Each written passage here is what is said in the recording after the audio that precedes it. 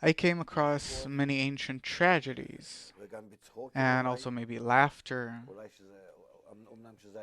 even though it was more kind of sarcastic laughter, of bitterness, yeah. Or laughing at someone in a crude way, but not humor. It seems to me that for this you need human development as a result of a person making fun of himself, that he is capable of rising above and telling something about himself, make fun of himself, meaning a person who's making fun of this creature that he's looking at from the side. And for this, you need to be pretty developed. So you're actually saying that humor, it went through a certain development in accordance with our development as humans, and it's a kind of a special combination between mind and feelings, which makes humor into something more sophisticated when one makes fun of himself. It stems as a result of a person being able to identify in himself several forms. That one of these forms he got from nature, and this is how he was brought up, and this was at a certain age, and that's a certain age, and he also clothes and other people and other species, and he finds in all of these comparisons, he finds a kind of a pleasant friction, interesting one. Eventually, humor, it's when a person, to some extent, makes fun of creation. On the one hand, he passes criticism. On the other hand, he does it out of love. The humor is always pleasant, soft, and and he ascribes it to the weaknesses of nature. Let's put it that way. And also in humor, there are many genres, yeah, kinds. But still, it's something which is pleasant and unoffensive. But you scrutinize the weaknesses of our nature. We're actually with it, by being aware of it, by admitting it. We also don't really ascribe it to the self.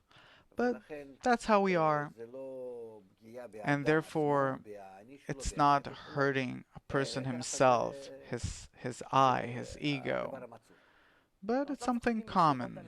Meaning we're not laughing at a specific person, at something about him, but humor speaks about qualities, phenomenon.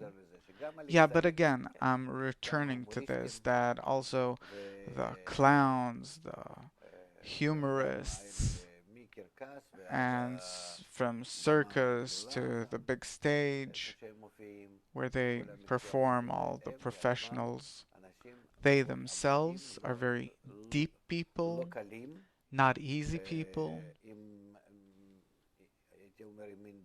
with a kind of an inner depression, I'd say, and laughter and this profession, it in most cases, possibly, as it seems to me, comes to them because they have to lift themselves from the despair. Um, Even those people which I know by name, I think that it's really a phenomenon. Therefore, they also have the ability to every time turn everything from laughter to seriousness and the other way around. They need it for themselves all the time. You mentioned brilliance. What makes humor brilliant? First of all, the fact that people are capable of rising above habit. They're ready to tie opposite things together in different kinds of connections, and they suddenly, out of this connection, which as if doesn't happen in life, but they find that there is a connection, and from that they get a bright idea, an insight, which points at a person's weakness. Someone who is capable of laughing at himself, making fun of himself, he is capable of laughing. Because a person who's incapable of laughing at himself, he can only make sarcastic fun of others in its bad form, which isn't the kind of laughter that we're talking about here, which is related to humor.